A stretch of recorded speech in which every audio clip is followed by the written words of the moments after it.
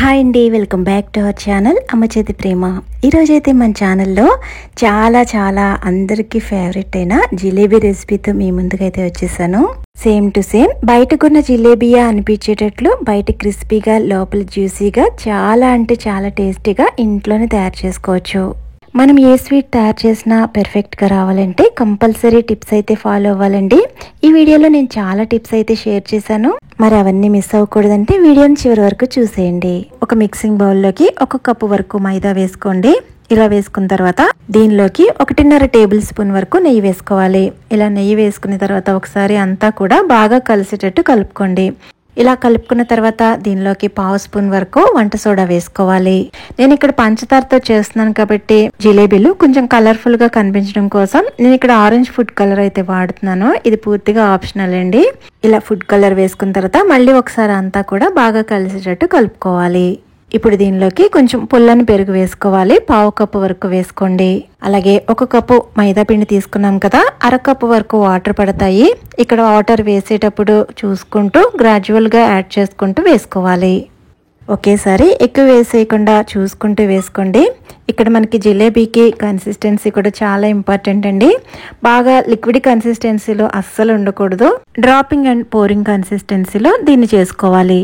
అంటే ఏంటంటే కొంచెం పిండి అన్నది స్ట్రెచబుల్ గా ఉండాలి, అలాగే కొంచెం చిక్కగా ఉండాలి. ఇలా బాగా కలిపిన తర్వాత ఈ పిండికి 5 నుంచి 10 నిమిషాల వరకు రెస్ట్ ఇవ్వాలి. నేను ఇక్కడైతే ఈ జిలేబీలని పంచదారతో చేస్తున్నానండి. 1 కప్పు పంచదారని ఇలా కడాయిలోకి తీసుకున్నాను. దీనిలోనే 1/2 స్పూన్ వరకు ఇలాచీ పౌడర్ వేసుకున్నాను. అలాగే 1 కప్పు వరకు వాటర్ వేసుకుంటున్నాను. మనం పంచదార ఎంతైతే తీసుకుంటున్నామో సేమ్ క్వాంటిటీలో వాటర్ వేసుకోవాలి. ఇప్పుడు దీనిలోకి 1/2 చెక్క వరకు నిమ్మరసాన్ని పిండుకుంటున్నాను. ఇలా నిమ్మరసం వేసుకోవడం వల్ల పాకం అనేది క్రిస్టలైజ్ కాకుండా ఉంటుంది. ఇలా మీడియం ఫ్లేమ్ లో పంచదార పూర్తిగా కరిగిన తర్వాత 7-8 నిమిషాలు లో ఫ్లేమ్ లో మరిగించండి. పాకం అన్నది మరీ పల్చగా ఉంటే గనక జిలేబీ అన్నది చేసిన 2 గంటలకి మెత్తబడిపోతుంది. అలా కాకుండా 1 స్ట్రింగ్ కన్సిస్టెన్సీ వచ్చేంత వరకు కూడా పాకం పడితే అది 2-3 రోజులైనా కూడా జిలేబీ చాలా గట్టిగా ఉంటుంది.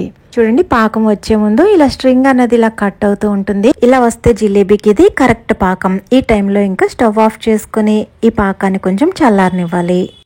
ఇక్కడ నేను పిండి కలిపి 10 నిమిషాలు అయిందండి. ఒకసారి మూత తీసి మరో 5 నిమిషాల పాటు ఇలా బీట్ చేసుకోవాలి. మనం ఇలా బీట్ చేసుకోవడం వల్ల ఎయిర్ బబుల్స్ అన్నవి ఫామ్ అయ్యి మనకి జిలేబీ అన్నది చాలా క్రంచీగా క్రిస్పీగా వస్తుంది. చూడండి, కన్సిస్టెన్సీ ఈ విధంగా ఉండాలి.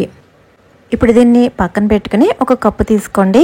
ఇప్పుడు ఈ కప్పులోకి మిల్క్ ప్యాకెట్ కవర్ కానీ లేదా ఇక్కడ చూపిస్తున్నట్టు ఇలా కవర్ కానీ ఈ విధంగా వేసుకుని మనం తయారు చేసుకున్న ఈ బ్యాటర్ మొత్తం కూడా ఇందులోకి పోర్ చేసుకోవాలి. చూడండి, ఇలా అంతా కూడా వేసుకున్న తర్వాత చివరిగా ఇలా రబ్బర్ బ్యాండ్ వేసుకుని ఇలా కవర్ చేసుకుంటున్నాను నేను. ఇప్పుడు ఈ కోన్ కి చివరన ఇక్కడ చూపిస్తున్నట్టు చిన్నగా కట్ చేయండి. మరి పెద్ద రంధ్రం పెట్టకుండా ఇక్కడ చూపిస్తున్నట్టు చేసి ఒకసారి ఇలా ప్లేట్ మీద వేసి చూసుకోండి. మీరు ఫస్ట్ టైం చేస్తుంటే కనుక ఇలా 2-3 సార్లు ప్రాక్టీస్ అవ్వండి. ఈలోపు మిగతా ప్రాసెస్ స్టార్ట్ చేసుకోవడానికి ఈ పిండి బయటికి రాకుండా కోన్ ఇలా కప్పులో తిరిగేసి పెట్టండి. ఇప్పుడు స్టవ్ మీద వెడల్పాటి ప్యాన్ పెట్టుకోండి. ఎప్పుడు కూడా జిలేబీకి ఇలా వెడల్పుగా ఉన్న ప్యాన్ పెట్టుకోవాలి. అలాగే ఆయిల్ 1 ఇంచ్ వరకు హైట్ ఉండేటట్లు వేసుకోవాలి. జిలేబీ వేసేటప్పుడు ఎప్పుడు కూడా హై ఫ్లేమ్ అస్సలు పెట్టకూడదండి. లో టు మీడియంలోనే ఈ జిలేబీ మొత్తం ప్రాసెస్ చేసుకోవాలి. మీరు ఆయిల్ ఎక్కువ హీట్లో ఉన్నప్పుడు కనుక జిలేబీ వేసారనుకోండి, బ్యాటర్ అన్నది చెదిరైపోయి ఆయిల్లో స్ప్రెడ్ అయిపోతుంది. ఇది గుర్తుంచుకోండి. ఎప్పుడు కూడా ఆయిల్ అన్నది కొంచెం లో హీట్లోనే ఉండాలి. మీలో చాలా మంది మన ఛానల్ని చూస్తున్నారు కానీ సబ్స్క్రైబ్ చేసుకోవట్లేదండి. ప్లీజ్ సబ్స్క్రైబ్ చేసుకోండి. చూడండి, ఈ విధంగా అన్నీ వేసుకున్న తర్వాత లో టు మీడియం ఫ్లేమ్లోనే ఇవన్నిటిని కూడా బాగా క్రిస్పీగా అయ్యేంత వరకు కూడా వేపించుకోవాలి. చూడండి, బబుల్స్ రావడం చాలా వరకు తగ్గిపోయినాయి కదా. ఎప్పుడైతే బబుల్స్ రావడం ఆగిపోతాయో అప్పుడు ఇంకా ఇవి బాగా క్రిస్పీగా వేగినట్టు. అప్పుడు వీటిని ఇంకా ఆయిల్ నుంచి డ్రైన్ చేసుకోవడమే. చూడండి, ఇలా తీసిన వెంటనే మనకి గోరువెచ్చగా ఉన్న పాకంలో వీటిని వేసుకోవాలి. ఇక్కడ ఎక్కువసేపు పాకంలో ఉంచిన అవసరం లేదండి. ఒక 5-6 సెకండ్ల పాటు ఇలా పాకంలో అన్నీ కూడా ఇలా డిప్ చేసి వెంటనే ఇంకా వీటిని తీసేసి వేరొక సర్వింగ్ ప్లేట్లోకి వేసుకోవాలి. ఇక్కడ గుర్తుంచుకోవాల్సిన టిప్ ఏంటంటే ఎక్కువసేపు పాకంలో ఉంచినా కూడా మనకి జిలేబీ అనేది వెంటనే మెత్తబడిపోతుంది. అలాగే పాకం అనేది బాగా ఎక్కువ వేడిగా ఉండకూడదు, అలాగే పూర్తిగా చల్లారిపోకూడదు, గోరువెచ్చగా ఉండాలి. అంతేనండి, జిలేబీకి ఏమైతే టిప్స్ చెప్పాలో అన్నీ చెప్పేశాను. మీరు నేను చెప్పిన టిప్స్ని ఫాలో అవుతూ చేస్తే కనుక చాలా క్రిస్పీగా, లోపల జ్యూసీగా, చాలా చాలా టేస్టీగా ఉంటాయి. మీకు ఈ వీడియో నచ్చిందని అనుకుంటున్నాను. నచ్చితే లైక్ చేసి మన ఛానల్ని ఫాలో అవ్వండి.